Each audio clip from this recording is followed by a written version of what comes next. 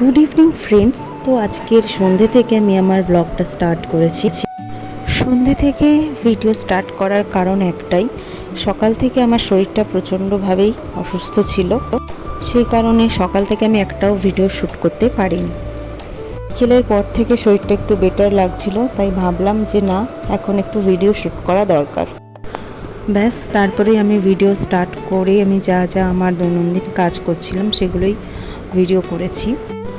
জামা কাপড় গুছিয়ে নেওয়ার পর ছেলের সাথে একটু খেলা করে নিয়েছিলাম, কেননা আমার নর্মালি সন্ধ্যের দিকে আমি ফ্রি থাকি না। আজকে যেহেতু একটু ফ্রি ছিলাম, তাই ছেলের সাথে শরীর ভালো না থাকা সত্ত্বেও আমি খেলা করেছি।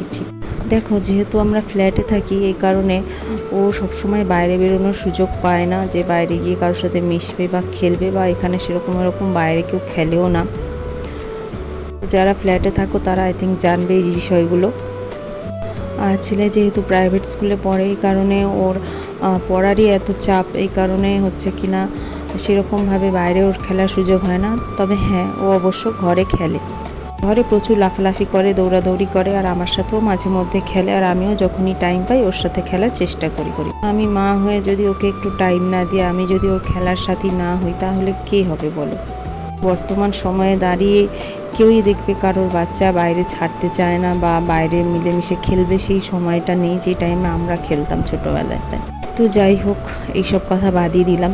এখন আমি চলে এসেছি রান্না করতে, যেহেতু শরীরটা ভালো না, এই কারণে খুবই সিম্পল আজকে রাতের রান্না করব। প্রথমে ভেবেছিলাম সিদ্ধ ভাত খাবো, বাট সিদ্ধ ভাত করিনি এই কারণেই, কেন সকালেই আমাদের ডাল সিদ্ধ, আলু সিদ্ধ এই ধরনেরই রান্না হয়েছিল।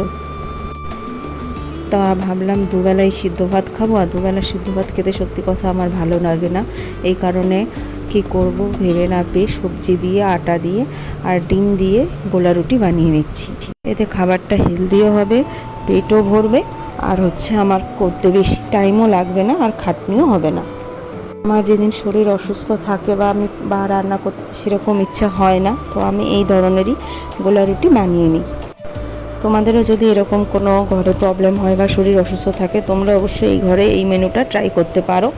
তোমার ঘরে যদি টমেটো সস থাকে, সেই টমেটো সস দিয়ে বা যে ধরনের সস থাকুক না কেন, এটা খেতে ভালো লাগে। তোমরা শুধু এই রুটিটা খেতে পারো। তো যাই হোক, প্রথমে আমি ছেলের জন্য আলাদাভাবে আমি রুটিটা বানিয়ে নিচ্ছিলাম।